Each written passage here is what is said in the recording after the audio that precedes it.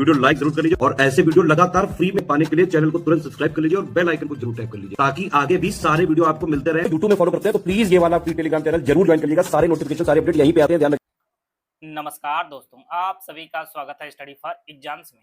दोस्तों, जैसा कि आप लोग जानते हैं कि यूपीपीएससी आयोग ने विद्यार्थियों का जो यह स्वर्णिम समय चल रहा है उसमें जो है कई विवाद खड़े करके उन्हें मानसिक रूप से जो है परेशानी का सामना करने के लिए जो है विवश कर दिया है।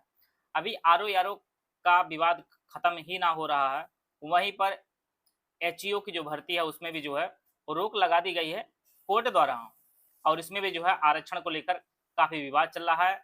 और उसी के सापेक्ष हम लोग इसमें जानेंगे क्या कारण है, क्योंकि अभी एग्रीकल्चर वालों का भी रिजल्ट आयोग ने जारी नहीं किया है, यूपीएससी एई का भी रिजल्ट जारी नहीं किया है और एपीएस का भी रिजल्ट आयोग ने जारी नहीं किया है।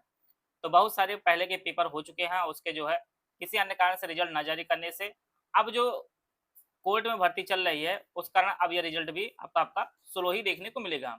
तो आज तो जो है एचईओ पर भी जो रोक लगा दी गई है, यह रोक कोई विशेष कारण है, ये रोक सिर्फ आरक्षण को लेकर विवाद है। आप जानते हैं उत्तर प्रदेश की भर्तियों में एससी को 21%, ओबीसी को 27%, अनुसूचित जाति के लिए 2% और ईडब्ल्यूएस के लिए जो है 10% के जो है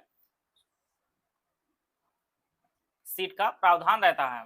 यहाँ पर आप लोग देखे होंगे कि जो एचईओ का नोटिफिकेशन जारी किया गया था उसमें जो है यहाँ पर सीटों की संख्या 221 सीटें दिखाई गई हैं। तो यहाँ पर 21 सीटें सिर्फ अनुसूचित जाति के लिए है, जैसा कि आप लोग जानते हैं कि 21% सीटें होनी चाहिए।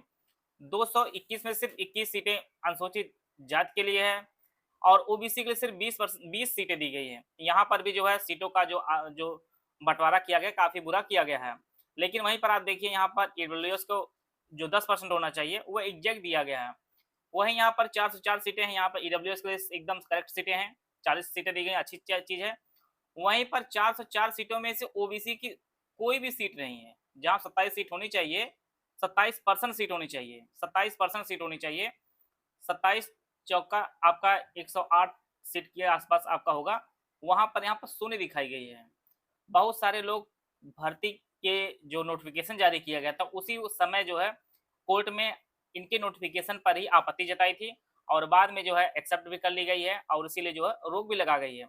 यहाँ पर अगले जो पद आपका आयुर्वेद निदेशालय जो पद 168 सीट में से अनुसूचित जाति को सिर्फ 15 सीट दी गई है और अनुसूचित जाति के लिए यहाँ पर 0 सीट है जनजाति के लिए और ओबीसी के लिए सिर्फ 15 सीट दी गई। यहाँ पर 27% जो है सीटें होनी चाहिए और वहीं पे 168 सीटों में से 10% जो सीटें होती है ईडब्ल्यूएस को एकदम समान सीटें दी गई। ईडब्ल्यूएस वगैरह को कोई कहीं दिक्कत नहीं है, लेकिन यहाँ पर भी आपको 40 सीटें दी गई हैं, 22 सीटें यहाँ पर दी गई हैं। सिर्फ यहाँ पर सीटों में जो है 8 और 2% जो है आपका अनुसूचित जनजाति को दी जाती है। इन सभी सीटों के जो है जो वर्गवार जो बांटा गया है वह काफी गलत तरीके से बांटा गया है। यही कारण है जो इस पे जो है आपत्ति की गई है और कोर्ट ने इस पर रोक भी लगा दी है। अभी आपने लेखपाल का जो पहले नोटिफिकेशन जारी किया गया था उसमें भी यही सब समस्याएं थी। बाद में इसका विरोध हुआ, बाद में जो है उसका नोटिफिकेशन फॉर्म भरने की प्रारंभ तिथि से पहले उसको सुधरवा लिया गया, तो सारी सीटों का जो है सही चीजें करवा दी गई। यह तो एक इसका डेमो है। बाकी जो टीचिंग वाली भर्ती लोक सेवा आयोग कर रहा है उसमें तो ऐसी चीजें बराबर चल रही है जिसमें आयोग सीटों का भी अपना जो बंटवारा है वो सही से नहीं कर रहा है और जो कट ऑफ वगैरह आयोग नहीं बताता है, प्री में ये कर देंगे, प्री में वो कैसे कैसे चीजें आप लोग जानते होंगे कि जो आरक्षित वर्ग के स्टूडेंट हैं उनका प्री में ही नहीं हो पा रहा है, जो अच्छे लोग हैं और मेंस ही नहीं दे पाएंगे तो उनका चयन कहाँ पे होगा। तो ये सब चीजें समस्या हो रही हैं और यही सब कारण है कि यहाँ पर दिया गया है जो पॉइंट नंबर 10 में दिया गया है, आरक्षित श्रेणी के उम्मीदवार अभ्यर्थियों को अंतिम चयन में अनारक्षित श्रेणी के पदों पर तभी समायोजित किया जाएगा जब उनके द्वारा स्क्रीनिंग परीक्षा के स्तर पर योग्यता मानक में कोई लाभ या रियायत ना लिया गया हो। तो यह जो है इसी को ही कोर्ट किया गया है। जो स्टूडेंट लोग अपना पक्ष रखे हैं कोर्ट में वह इसी पर ही रखे हैं। आयोग कहता है कि हम यूपीएससी को फॉलो करते हैं और जब बात आती है वर्गवार सीटों की वहां पर भी आयोग घपला करता है और प्री में कहता है कि हम कोई भी प्रकार का कोई आरक्षण नहीं लागू करते हैं, तो वर्गवार सीटें क्यों बांटता है? इससे कहीं बेहतर है यूपी ट्रिपल एससी। कम से कम वह OBC, general, EWS, SC, ST सबको एक समान तो रखता है। बाद में अंतिम में जो है कट ऑफ जो फाइनल रिजल्ट आता है उसमें कट ऑफ अपना जनरल की ज्यादा जाती है या उसका समकक्ष रहती है, तो एक समान रहती है, लेकिन आयोग यूपीएससी लगातार ऐसी चीजें करता आ रहा है और इन्हीं सब कारणों से आयोग की आने वाली जो भर्तियां होंगी वह भी प्रभावित होंगी, आने वाले जो रिजल्ट होंगे वह भी प्रभावित होंगे। अब चाहे यूपीपीसीएस 2024 का जो फाइनल रिजल्ट है वह भी हो सकता है, प्रभावित हो सकता है और 2025 के भी जो है मेंस की कॉपी अभी चेक ही हो रही होगी। आप जानते हैं 2024 की कॉपी पे चेक पे काफ़ी ज़्यादा बवाल हुआ है और बवाल होना भी चाहिए, क्योंकि जल्दी के चक्कर आप इतना बताइए, रात को रिजल्ट जारी करना क्या पर्पज़ है?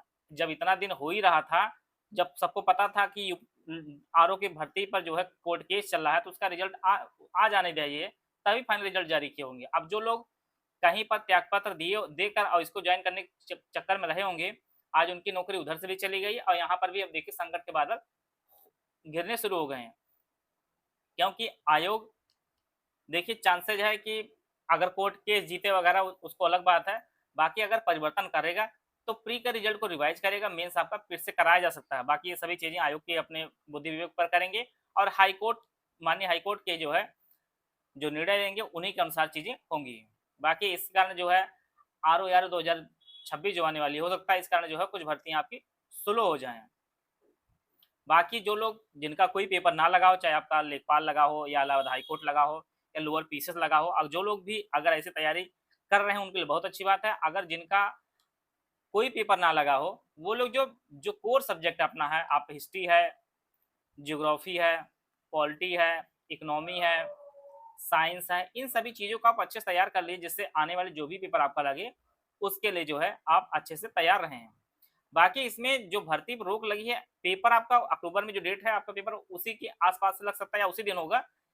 डिपेंड ये करेगा कि कोर्ट जल्दी से इसका डिसीजन दे दे और इसको सीटों का जो बंटवारा है वो सही से करके दे दे, तो पेपर आपका उसी दिन होगा। आप लोग अपनी तैयारी अक्टूबर को मान के चलते रहिए। बाकी जल्द ही अभी अक्टूबर आने में काफ़ी समय है, उससे पहले जो है इसका डिक्लेरेशन हो जाएगा। आप अपनी तैयारी को कहीं भी आप स्लो मत करिएगा, क्योंकि एचईओ को होने का जो डेट है वो अक्टूबर में, अक्टूबर भी काफ़ी दूर है। तब तक जो 1-2 डेट में आपका इसका सॉल्यूशन हो जाएगा। ये बहुत बड़ी पेच नहीं है, पेच सिर्फ आरओ को लेकर है, वहाँ पर थोड़ा ज़्यादा हो गया है और उसका जो है निर्णय जो है आयोग को मानना पड़ेगा, जैसा इलाहाबाद हाईकोर्ट जो है निर्णय अपना सुनाएगा। बाकी और आयोग भी जो है अपने सुप्रीम कोर्ट तक उसके पास पावर है, पैसा, सब कुछ चीज़ें वो अपने हिसाब से भी मैनेज करे, क्योंकि जो चयनकर्ता हैं उनकी भी सुरक्षा व्यवस्था करना आयोग की ही जिम्मेदारी होगी। क्योंकि अगर आर ओ 2023 में कुछ चीज़ ओपन होती है तो 2024 पीसीएस, इसके अलावा 2025 पीसीएस, फिर साथ में जितनी भर्तियां चल रही हैं, जो टीचरों की भर्ती चल रही है, उन सभी भर्तियों पर भी इसका प्रभाव पड़ेगा। इसलिए आयोग पूरा अपना प्रयास करेगा कि इस भर्ती में कुछ भी ओपन ना होने पाए, ना फिर से एग्जाम होने पाए या और भी चीज़ें ना होने पाए। वो अपना जो है एटी चोरी का जोर पूरा लगाएगा इस चीज़ के लिए। बाकी देखते हैं एग्रीकल्चर वालों का, एई वालों का और एपीएस वालों का रिजल्ट किस जन्म में देता है आयोग, वो देखने वाली बात होगी। जैसे एपीएस में 2013 वाली भर्ती का भी कुछ निर्णय नहीं आया, वैसे भर्ती 2023 वालों का भी इसी प्रकार से आयोग फंसा के रखा हुआ है। मैं तो ये सोचता हूँ 2023 वालों का ज्वाइनिंग, अगर कोई भी स्टूडेंट ऐसा होगा जिसकी उम्र लगभग 44-45 वर्ष में फॉर्म भरा होगा, 13 साल तो आयोग तो ऐसे खा गया है, साल 2 साल और होगा उसकी उम्र 60 साल में वो ज्वाइनिंग करेगा। 4-6 महीना हो सकता है जॉब मिल पाए या वो भी ना मिल पाए, हो सकता है वैसे रिटायर हो जाए, उसकी उम्र खत्म हो जाएगी उसके लिए। ये आयोग की सोची समझी चाल होती है इन सब चीज़ों को करने के लिए। जिस कारण से 2013 की भर्ती फंसी थी, वही प्रक्रिया 2023 वालों में फंसा कर आयोग रखा हुआ है। बाकी यह आयोग की अपनी बुद्धि विवेक के ऊपर डिपेंड करता है या किस प्रकार से इसको सुलझाएगा। बाकी आप लोग अपनी पढ़ाई की रहिए, जो भी परीक्षा आपकी लगी हो, चाहे लेखपाल हो, चाहे लोअर पीसीएस, चाहे एसओ जैसी हो, चाहे इलाहाबाद हाईकोर्ट जैसी परीक्षा हो, आप लोग उसकी भी तैयारी करते रहिए। बाकी जिनका एचईओ का पेपर है वो लोग अपने एग्जैक्ट डेट को मानकर अपनी तैयारी को किए रहिए। यूपीपीएससी एचईओ 2026 स्वास्थ्य शिक्षा अधिकारी मॉक टेस्ट सीरीज का बैच शुरू किया गया है।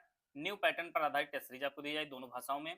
एग्जाम ओरिएंटेड टेस्ट सीरीज आपको मिलेगी एग्जैक्ट 100% रियल एग्जाम जैसे। इसमें टोटल 10 टेस्ट दिए जाएंगे और इसमें आपको अनलिमिटेड एक्सेस आपको दिया जाएगा। इसकी जो वैलिडिटी होगी एग्जाम टेस्ट की वैलिडिटी होगी। इसका जो प्राइस 749 रुपये, इसमें आप जो है ज्ञान सर कूपन कोड यूज करेंगे तो आपको 20% डिस्काउंट मिलेगा। तो एक्चुअल जो फीस होगी वह 599 फीस पे करके जो है आप इस बैच से जुड़ सकते हैं। यह बैच आपको study for civil service app पर आपको यह बैच उपलब्ध होगा। गूगल प्ले स्टोर से study for civil app download करके यूपीएससी एचईओ 2026 सेक्शन में जाकर जो इस बैच से परचेज करके जो है आप अपनी तैयारी को बेहतर कर सकते हैं।